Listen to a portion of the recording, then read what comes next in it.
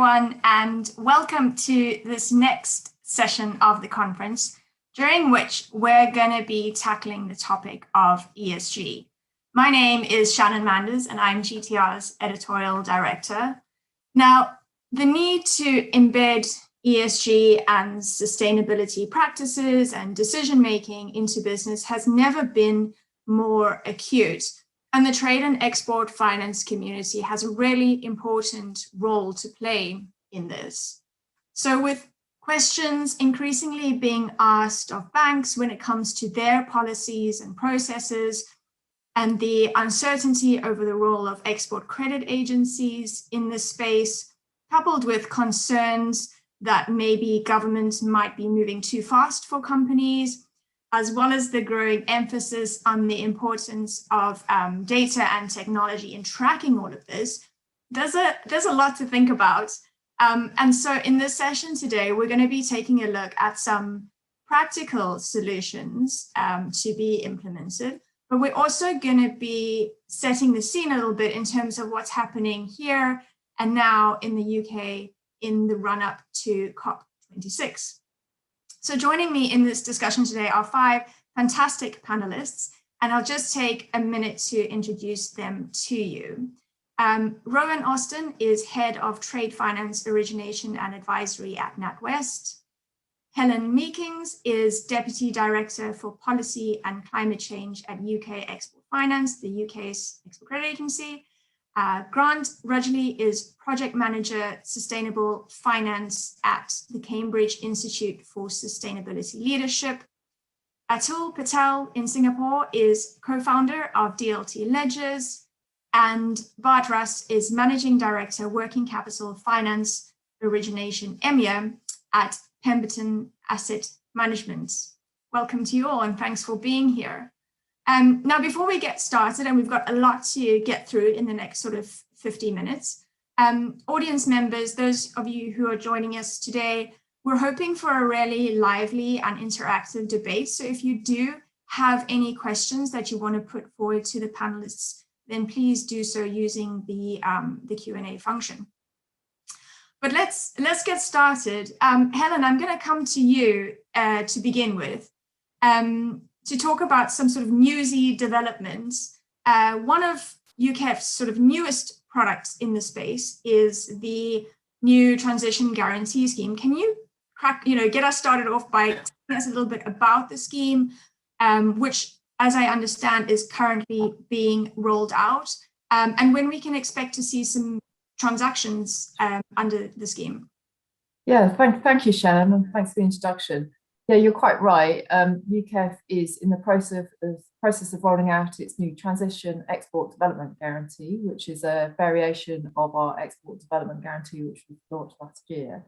And this product's specifically been designed to help UK businesses, exporting businesses, in their transition from the fossil fuel sector to a clean growth, the clean growth sectors. So it's there, as I say, to support those that are transitioning and those that are captured by government's new policy that came out on fossil fuels at the end of March, which means that the UK government departments, such as UK Export Finance, are no longer able to support for fossil fuel business overseas. So the Transition EDG, as I say, is a variation of our existing product, and it's there to help larger businesses. However, it is worth pointing out, we do also have our general export facility, which is there to support SMEs, and they're currently exempt from the fossil fuel policy for the next year. So we will be working both with big business and small businesses to help them, as this policy on fossil fuel comes into effect. Thanks, Helen. Okay, so it is then for larger companies, and then the GEF is the way that the UK is helping to create sort of, net positive impacts in transition industries for smaller companies. Is that right? That's right. And, just to confirm the fossil fuel policy, there's an exemption for a year for SMEs. We're doing a lot of work with SMEs in, across all sectors at the moment, and supporting them, in their businesses, and helping them exporting and being part of the export supply chain. And the general export facility, the GEF, is the way in which we're doing that. And I think colleagues were speaking about that yesterday on the conference as well. But it is there. We've increased the number of SMEs we've supported quite substantially over recent years, and the JEF product in particular is there to sort of make access to working capital and all the other facilities that UKEF has had more simple and easier. Yeah, thanks, Helen. And I guess some context to this conversation, we've heard, and government has heard, that UK companies have warned that this withdrawal of support could hurt their supply chains. I guess is the context for this entire conversation today. So I'm keen to come to the other panelists to see what their views are on this new UKEF scheme and whether it's going to provide the help that these companies have been calling for. Rowan, let me come to you in the first instance. Yeah, hi Shannon. I think the answer is yes, it definitely is very helpful. I think we should also dwell on UKEF itself. I'm not just saying this because Helen is here, but I think UKEF has been one of the most creative and innovative of the ECAs in terms of product development, developing new propositions to support not just sustainability and green, but the economy generally, whether that's supply chain finance, general export facility, export development guarantee, and all the other general schemes they have. So I think they deserve a big thumbs up for that. So yes, it is very helpful to have UKEF supporting sustainable finance for the UK. And one of the reasons is, and I'm going to come to this theme throughout this session because I think it's a key issue, is that ultimately at the moment, financiers and banks, the capital allocation is not yet adjusted to support green and sustainable finance in general across the industry. So if I was going to finance a coal-fired power station or a wind farm, assuming they're the same credit profile, it's the same structure, there's no capital benefit and pricing benefit from doing so at this point. However, if there's a UKEF overlay on that, then the capital benefit that most of the banks can apply is significant. And it means we're starting to see through UKEF a capital benefit and a pricing benefit come through. And I think that's key. And the more that the wider regulatory environment catches up with that, the more we will see capital allocated to greener and more sustainable activity. Yeah, excellent. Thanks, Rowan. Grant, what are your thoughts on this new scheme? Yeah, thanks, Shannon. So I think that the concern for those that we work with in the Centre for Sustainable Finance at the university is, and those are investors and banks, is simply around how credible the transition plan attached to this facility is. So I think that's the phrase, is that they need to have transition plans in place that are credible. Now, there's no established standard on this right now, and it is helpful that the government is stepping forward in this guise to kind of define what is good. But I think we need to acknowledge that many in the investment community won't view it as good enough. So the dialogue needs to remain open, particularly in the context of the continuing subsidies that brown sectors receive, including those in the northeast of Scotland. But the thing is that, without a transition plan for industries, and especially SMEs, so I'm glad to hear Helen highlight that, we of course risk causing significant harm. And so the other thing that I would flag is that we are seeing a growing awareness in the financial community of a so-called need for a just transition, and government mechanisms that help companies to diversify incomes away from fossil fuels or retrain and retool are essential in this context. So yes, transition plans need to be credible, but at the same time, we need to be thinking carefully about the communities, because that's coming up the investor agenda. Yeah, excellent. Thanks, Grant. Bart, bringing you into the conversation, please. How do you sort of view this transition scheme and plans in the context, I guess, of investors who presumably have a lot of expectations when they're investing in these companies? What we see at Pemberton is that more and more of our LPs, our liquidity providers, are clearly asking questions in the ESG domain. They simply expect not just returns, but also that something decent is being done with their money. So more and more are actually having hard contractual obligations that money needs to be invested in the right supply chains for our working capital fund. That brings us, of course, to a point that is still difficult to get full transparency, especially if you go deeper upstream.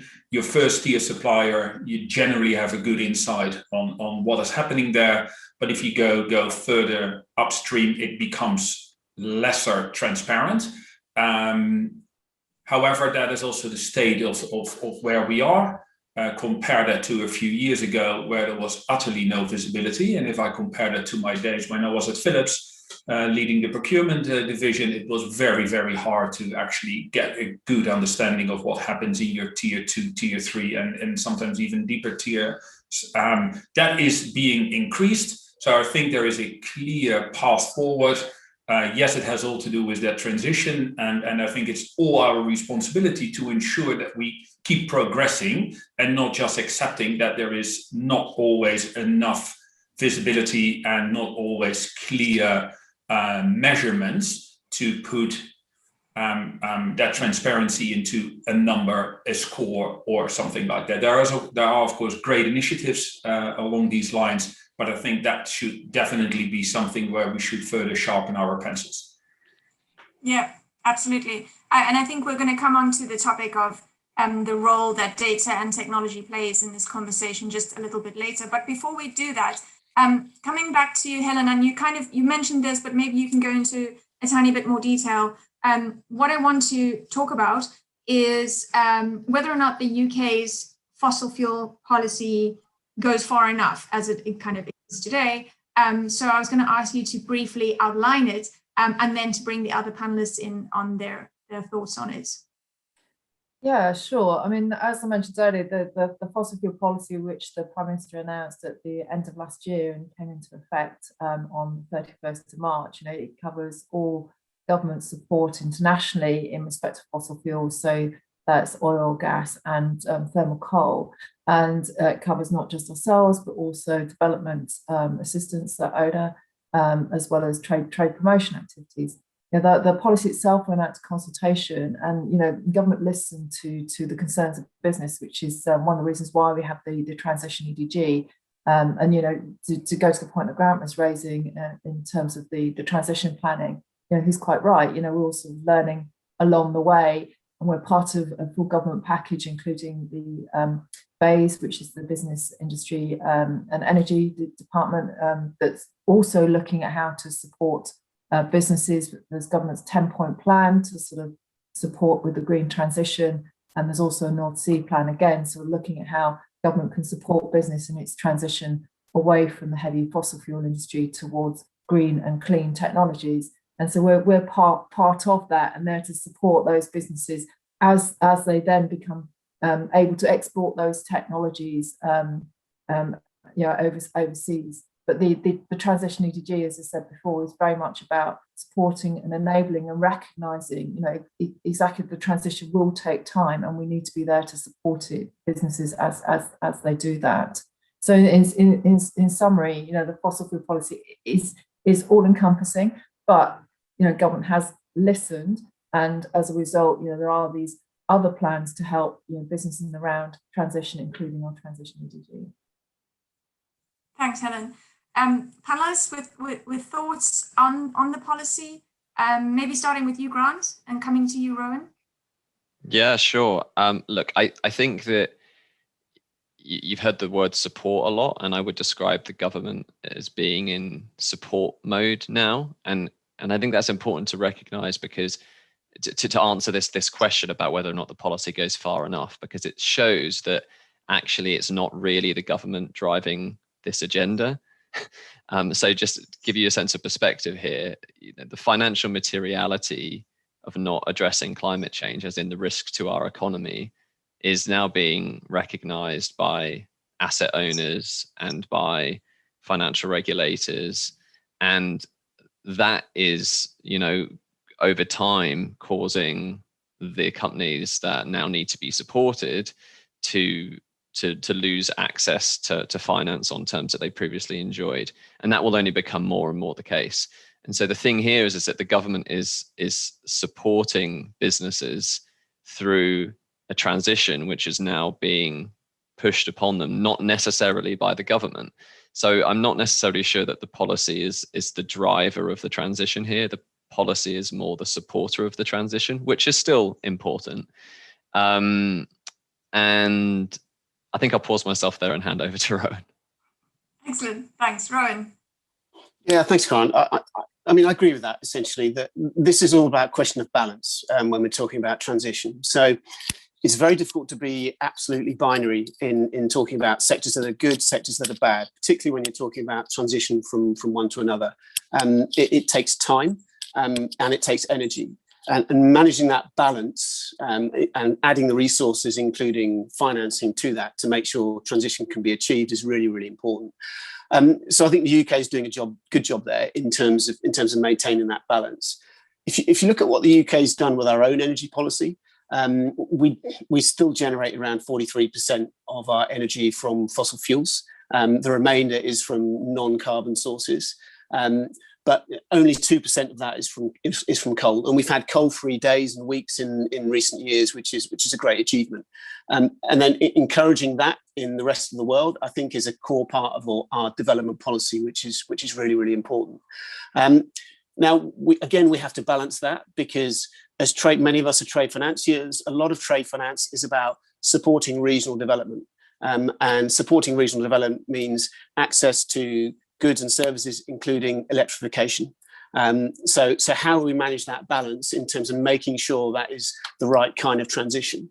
I think when we talk about balance, if we look at what some of the commodity traders are doing, that's a really interesting balance, because for the biggest commodity traders, Vitol, Glencore, Gunvor, Trafigura, they made nearly $500 billion of revenue last year. They trade 7 billion barrels a year in terms of oil and petrochemicals. So hydrocarbons are central to their business. But what they are doing is, at the moment, trying to achieve a balance of still investing to a certain extent in hydrocarbons for a transition period, while also using that cash flow to invest in sustainable energy such as solar and wind.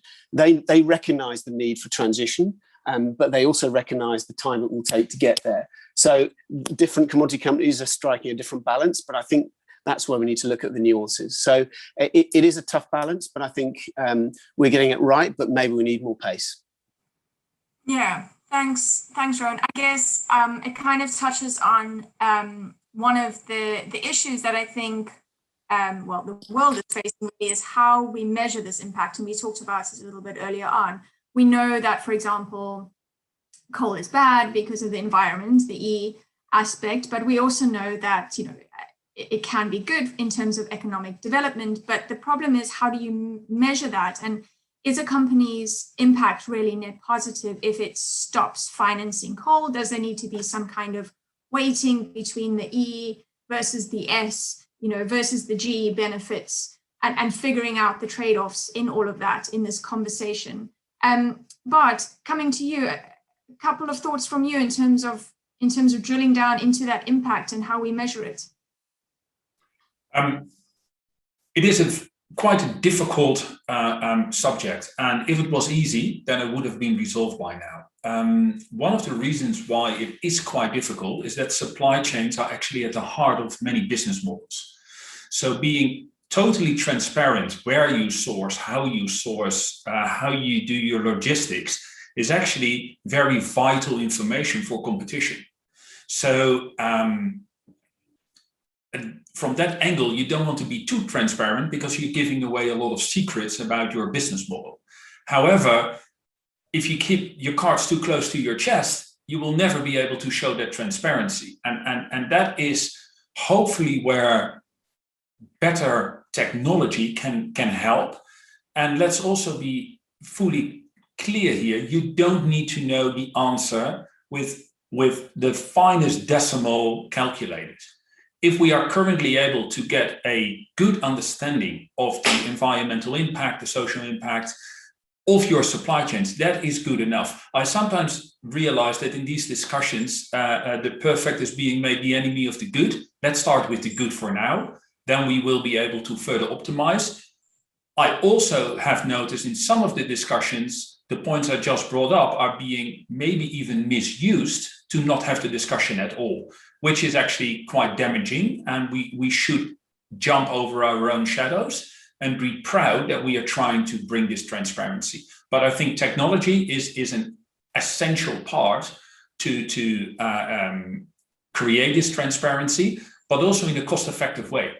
Because some of the solutions that are out there are great, but it is simply not worthwhile from an economic perspective to add all those costs to get an insight in what the pollution is of certain supply chains.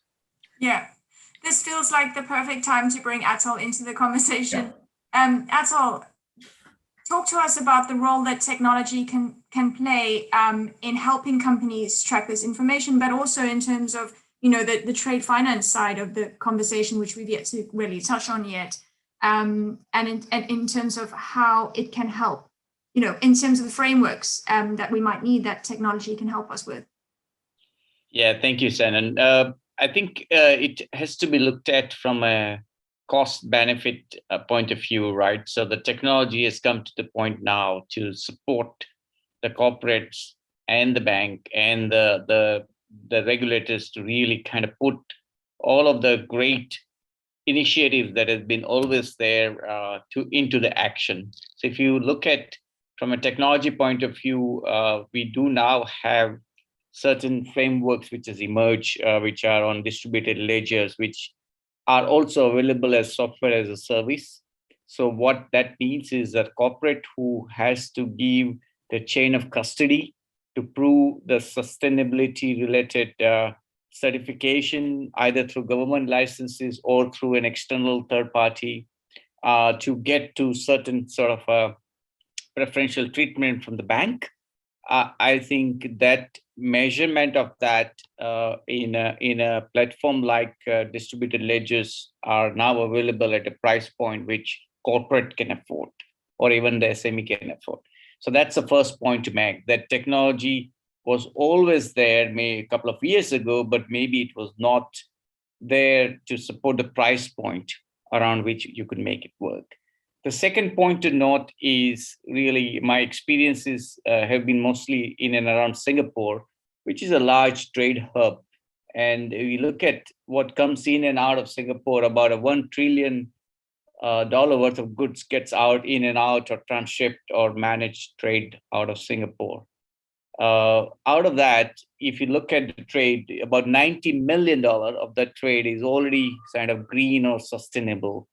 Either it's in the renewable space or looking at agriculture space or the space, waste space, and etc. Right? So when what Singapore did, and that could be something I can share, was they set up about 2 years ago a green finance industry task force, which is great. That came out with 200-page white paper, which I used to kind of get to the bed. And then I realized that this is great stuff, but what can you practically do? So earlier part of this year, there were practical example of how the trade could be done in a green finance area where the exporter and importer were used as part of that green finance industry task force that was set up following the framework where banks like UOB and others funded that particular transaction on a sustainable platform, right? So I guess the technology is definitely out there. The piece of advice that I would give is that technology has now come to a point where one could just use it, whether to the earlier point from that Bart made in terms of, do I need a perfect ESG certification? Answer is no, because it's always good to begin with where you are. And technology like a distributed ledger can allow you to have independent assessment validated at source. So some of the companies which has been accused of in Southeast Asia of kind of making it up their rating of sustainability are now kind of having no real opportunity to do so because of the different node, if you will, where the data is coming from is protected from any kind of manipulation that could happen. So I think it lends really well in terms of really making it happen. My view would be that if you pick up Singapore and we pick up UK, and both of them has now announced MLETR compliance, meaning we could do electronic trades between two countries. We could then look at pick up the slice of the market that comes from an export point of view from UK into Southeast Asia, and see whether you could really play the technology to support corporates, technology to support the bank, as well as to the consulting company who kind of make their money by selling the ESG kind of reports to the corporates. They could all be part of this network and do more and more of those sustainable trade digitally, right? I think that's probably where I see technology can enable a lot of this great talk that happens into practice. And I would, in my mind, if we speak again next year, we would look at to see how much of the sustainable and green finance trade that happened cross-border, and maybe a percentage point wise, if Singapore has 90 billion trade out of 1 trillion is green and sustainable, I can tell you only 4 transactions have happened so far, which are actually following the green finance framework. So can we get to some sort of adoption curve and remove the challenges in that is probably where my personal preference would be. Yeah, so still kind of early doors in terms of what's happening in Singapore. Yeah, exactly. The technologies exist. So like we have a program where we allow SMEs to kind of give them free access to come and look at this framework. Corporates can get started fairly quickly. Banks can come and look at their own existing TF offering and say, look, now I'm going to launch a green finance offering, which supports the green industry task force framework that came out with, which has got certain criteria in terms of climate change, climate adaptation, resource resilience, things like, biodiversity. So things like that, we have already kind of made an application already, which corporates can use, which the bank can also see, and there is a tracking around it. So all of that is already done, but I think proof is in the pudding on the adoption. So it's still early days, but I would say this year is a tipping point in terms of making this happen, at least in Southeast Asia where I live. Yeah, excellent. Thanks, Atul. So Rowan, bringing you into the conversation, this is an interesting framework that Singapore has rolled out.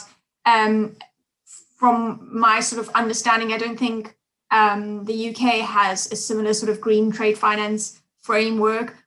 Does it need one? Would it help if all the banks kind of came together? I see pockets of various financial institutions, coming up with their own frameworks, but do we need a coordinated effort?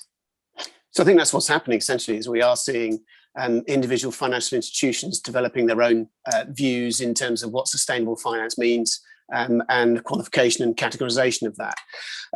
I think it's worthwhile putting trade finance in perspective alongside the wider sustainable finance principles.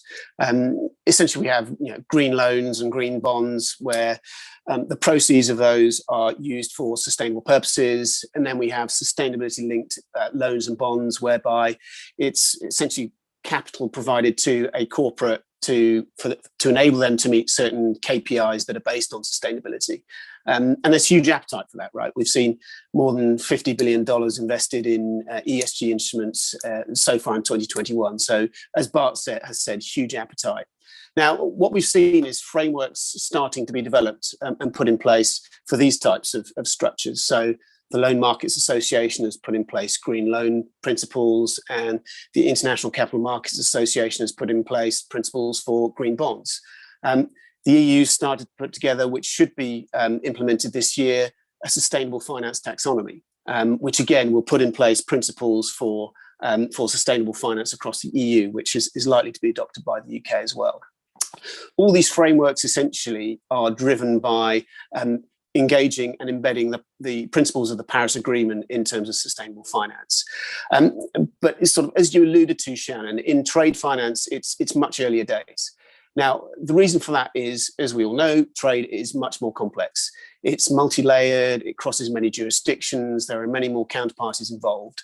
So rather than the one-hit sort of capital and liquidity provision that is provided by green bonds and sustainability-linked loans, trade is much more complex. Now, the flip side of that, the sustainability benefit of getting it right, if we get the frameworks right in trade finance, are much more significant because we know how much sustainability impact is locked into supply chains. So again, it's very early days. We're seeing the ICC committees work together to put together some principles on sustainable trade finance. Other multilaterals, such as the EBRD and the IFC, are again starting to work on green trade finance frameworks. So I think it's starting to happen, but it's not there yet. I guess the risk of not having clear frameworks is that, as you said, Shannon, we all go off and do our own different things. So we have a fragmented and disorganized market. So, for example, if I have a client with a general guarantee facility, but I issue one of those guarantees and it's used for the purposes of a solar project, does that count as sustainable finance, sustainable trade finance? Some banks will say yes, some banks will say no. If I issue an import letter of credit for a sustainable import, let's say of palm oil, does that count if I can't necessarily prove that that's come from a sustainable source? If I have a supply chain finance facility for a wind farm manufacturer whereby the pricing is the same rather than differentiated for suppliers based on their sustainability profile, again, does that count or not? Different banks, different financiers will have different answers.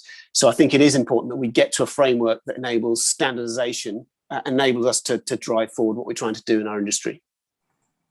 Yeah, Rowan, just to add in there, to look at, there are certain banks in Singapore which are obviously there in UK, right?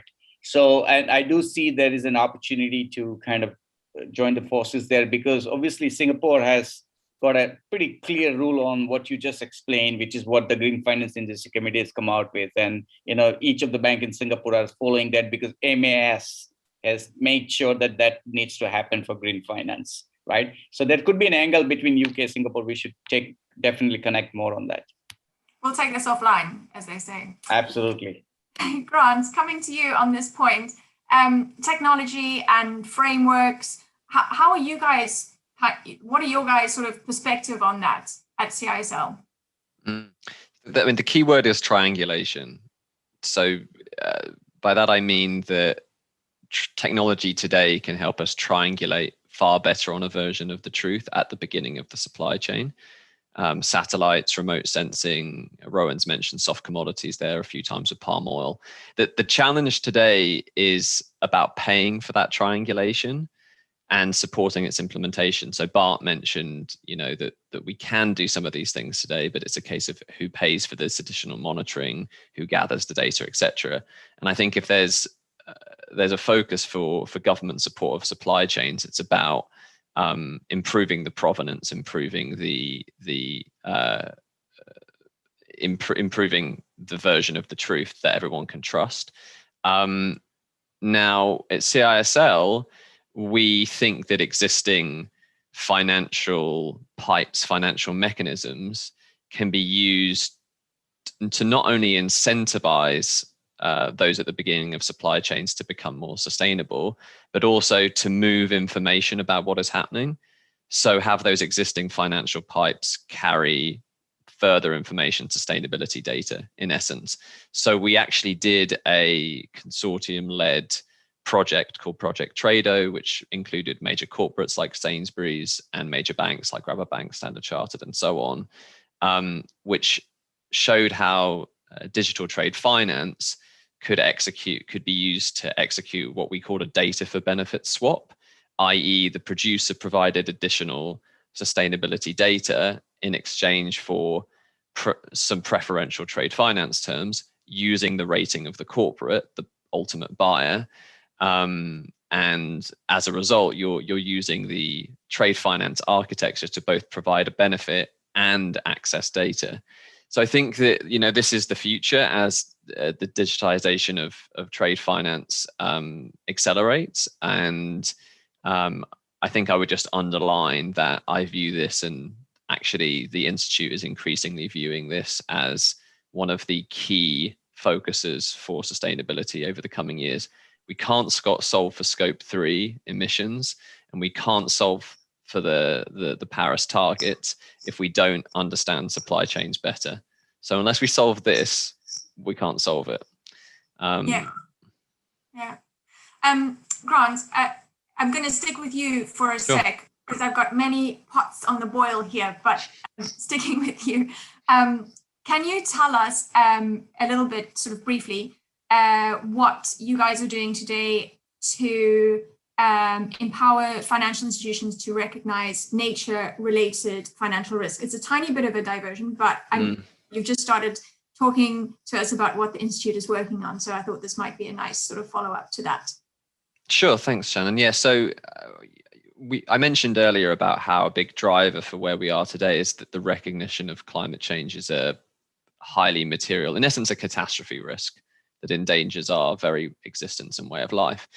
And, you know, it was 5 or 6 years ago, we with partners were doing the work that's today informed that consensus, and we're now doing the same, but with nature. And so you have climate-related financial risks, which led to the Task Force for Climate-Related Financial Disclosures, TCFD.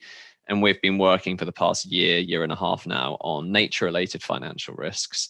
And it's the same principle. It's that there are risks such as zoonotic disease, of which COVID is an example, that can emerge from nature as a result of the way that we treat nature, that pose a risk to our way of life and our economy, that are financially material, both to the portfolios of banks and investors. So we've been demonstrating that materiality through the creation of what we call a handbook for nature-related financial risk. And we're now doing use cases with financial institutions from around the world, asset managers and banks, showcasing specific examples of risk to basically inspire others to do the same and to demonstrate the materiality of the issue. And this is, of course, all feeding into the Task Force for Nature-Related Financial Disclosures, TNFD, which was launched 2, 3, 4 weeks ago now. So this is the next frontier, as it were, and it will, just like we've seen with climate, we believe provide the drive to understand supply chains better. Because if you understand supply chains better, then you can understand where the risk is in your portfolio from these nature-related financial risks. Yeah, that's really interesting. Thanks, Grant. Helen, coming back to you, we've been talking a little bit about the role that data plays in creating transparency, which is obviously, you know, important to avoid the risk of greenwashing. So I'm interested to know how UKEF is harnessing data, you know, in terms of its support that it provides to companies to indeed avoid this risk of greenwashing. Yeah, thank you for that, Shannon. I mean, there's a few areas I'd quite like to touch on. You know, UKEF is looking at the Task Force for Climate-Related Financial Disclosures, TCFD, and that will involve us, you know, getting a better understanding of our data and recognizing where those risks are, both from transition and physical risks from climate, and how we can take account of that, particularly given that the vast majority of our support is in the developing world, where the minute the data is less available, there isn't the same amount of data as there is in sort of the OECD countries. So these are going to be things that we need to be looking at very closely over the next few years. And then the flip side of that, of course, is the impact we have with our support on climate and understanding our greenhouse gas emission footprint, particularly in respect to our portfolio. And, you know, as the panel's been discussing, you know, it's the supply chain where it's even more challenging. And for us, you know, one step further removed, understanding what the emissions are of the projects and the businesses that we're supporting, but also their supply chains is a challenge that we are certainly looking at tackling over the next few years.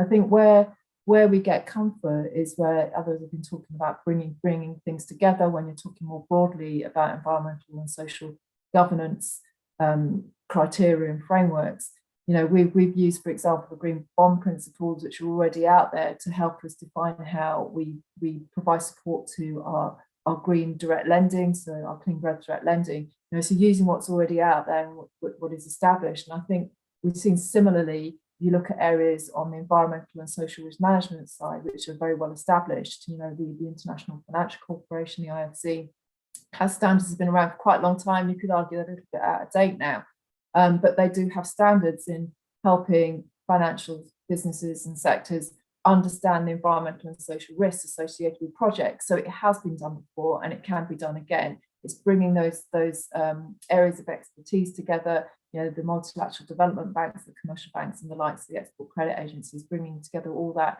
knowledge to come to some agreement as to what those centrally agreed standards should be. And you can see that happening with the TCFD and the Task Force for Nature-Based Disclosures as well. These areas where we're getting agreement, this industry best practice are really helpful. But the flip side of it is then turn that into something that can then be delivered and achievable, which brings me back to where I started about understanding the data and understanding how we can benchmark ourselves and move forward so that we're making risk-based decisions in respect of environmental, climate change and social related impacts. Thanks, Helen. Now I do have some questions that have come through from the audience. Many thanks for those. I think we're going to take a few of those now before we close out the session with some sort of practical advice that companies should be taking. This one I think is for you, Bart. It's a really good one. The question is, when it comes to investors, how deep do those conversations go in terms of their requirements for ESG? Is there genuine engagement on the issue, or is there an impression that it's simply a box ticking exercise? I would definitely not say it's a box ticking exercise. Interestingly, what was mentioned earlier is that there is no capital benefit currently. The interesting thing is, of course, for non-bank financiers, that has never been an issue anyways. So they are looking for returns, alpha, but if they decide that they don't want to invest in certain things, that is their decision. So it is much easier to actually implement ESG mindsets for non-bank financiers. The discussions we have vary, and I must tell this secondhand because I'm not having direct discussions with investors, but definitely not a box-ticking exercise. It goes much deeper. And some of them are extremely clear in what industries they do not want to invest, and others want to have an understanding why we decided that certain trades are suitable, taking ESG concerns into account. So I think it varies, but there is a more and more clear trend towards definitely not greenwashing and box-ticking exercises. Yeah, thanks, Bart. And maybe to add, please. I think too often it is sort of being seen as, oh, you're gonna lose returns if you are too green. That is definitely not the case. There are fantastic opportunities out there that are taking the ESG concerns into account and actually do deliver right returns. And maybe even more so than a few years ago, because actually there are so many projects, so many supply chains where you can choose from, so you can actually really focus on those that are meeting your criteria. It's no longer eating out of the returns if you want to invest in an ESG type of matter.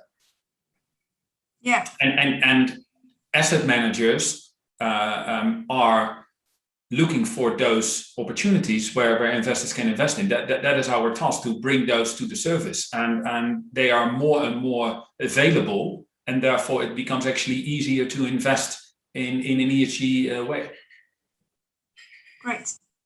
Now, I have a few more questions from the audience, but I have a suspicion that we're going to answer them in the next section, which is really what action needs to be taken. So I'm keen to come to all of you on this for a sort of piece of practical advice or information that you would give companies today in terms of, understanding their ESG footprint or putting a plan in place. Atul, perhaps I'll start with you. Yes, so I think if I have to give one takeaway, that would be to really, I think there is definitely a framework plus the technology out there which can help you get started.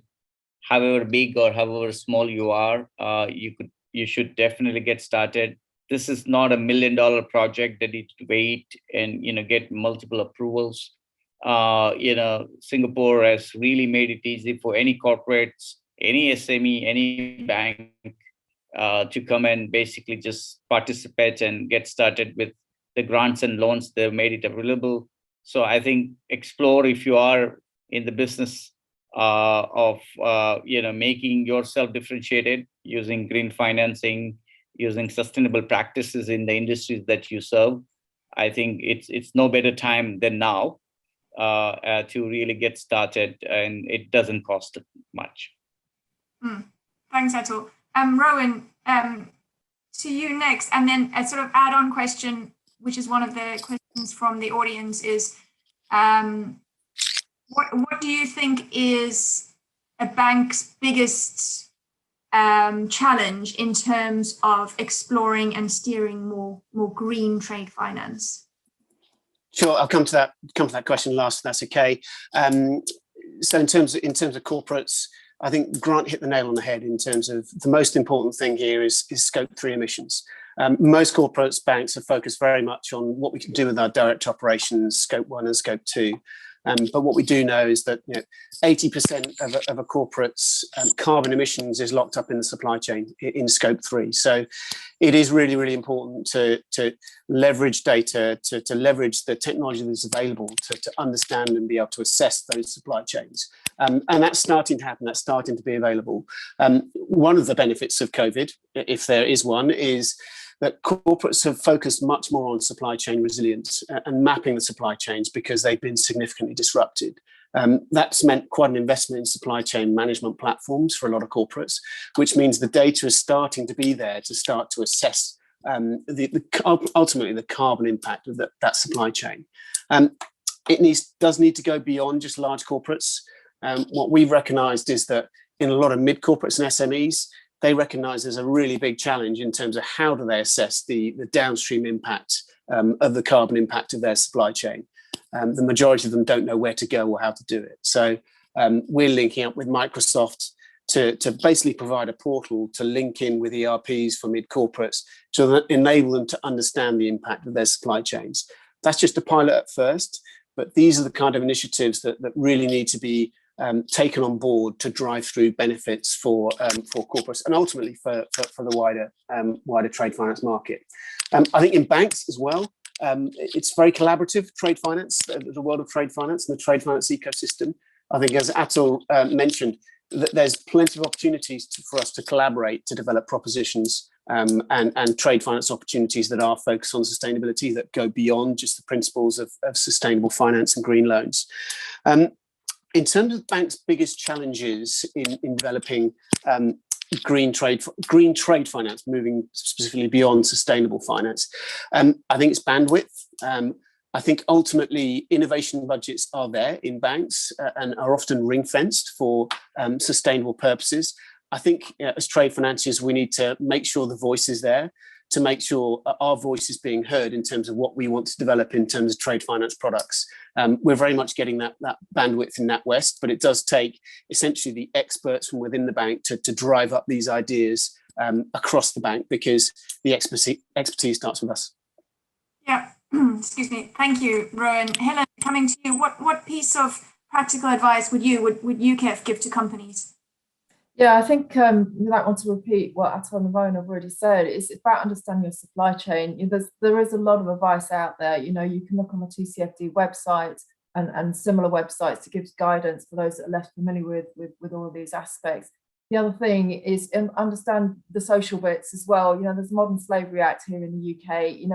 The businesses do need to understand, their supply chain, not just on the climate environmental side, but also on the human rights side, and in particular in respect to modern slavery. So, look at the resources that are out there, look at where the information is, and sort of make sure you understand the risk to your business. So this isn't just about the finance sector. It's about business and understanding the risks. And as Rowan was saying, if COVID has identified one thing, is actually the supply chains are really important in respect of understanding risk. And the other thing I'll just sort of say is, from the UKEF side, we're here to support businesses big and small in their transition journey, and understanding how we can all move forward with this. And we've got export finance managers across the UK who are more than happy to speak to people if they want to understand more that UKEF can do to help them. Brilliant. I'm going to come first to Bart and then to Grant for the final word. Bart, what piece of information or advice would you give to companies? Let's start with, I won't repeat what the others have said because I greatly agree with that. Another thing, what everybody can do for themselves is just be curious, ask questions and ask deeper questions. If you are using shipping companies, ask what kind of fuel they're using. What do they have scrapers fitted? Just ask questions. And if you get a wobbly answer, ask more questions. And I think that is something we can all do. And it is too often too simple to just ask one question, you get a bit of a wobbly answer, and then you sort of accept it. Invest some time in the subject and dig deeper. And then before you know it, you don't need to be an expert, but you will be more than enough equipped to be dangerous and to help to move this subject forward. Thanks, Bart. Grant? My message for businesses is you are not alone. I mean, your bank, your suppliers, your employees, your shareholders, it's highly likely that one of them is going to want to support you with time, with money, with expertise to help you understand your ESG footprint. That support could be, like I said, technical, financial, time. And the thing is, if you can demonstrate as a business that your carbon footprint is reducing, and that you understand your interactions with the natural world, and that you have an engagement with your community, and you understand the ESG footprint of your supply chain, then it is highly likely that you're going to be able to acquire and retain talent, that you're going to be able to retain the best employees going forward. And like I said earlier on, the backdrop of asset owners, investors, and others seeing climate change as a financial risk means that if you're a business and you understand the ESG footprint of your supply chain, then you're going to be much better positioned over the coming years to access capital. So yeah, you're not alone, and there are lots of incentives and reasons why businesses should and can spend time and money on this today. Yeah, thank you, Grant. And thanks to all of you, Atul, Bart, Helen, Rowan, and Grant, for your insights today. There have been a few questions come in from the audience that will live in the sort of Q&A function on the platform. So, I mean, if the five of you want to log in and answer them a little bit later today, I'm sure that will be greatly appreciated by the people that have posed them. As I said, big topic. We covered a lot. It's been a pleasure to speak with you all today. Thank you for sharing your insights, and thanks to everybody that's tuned in. Goodbye.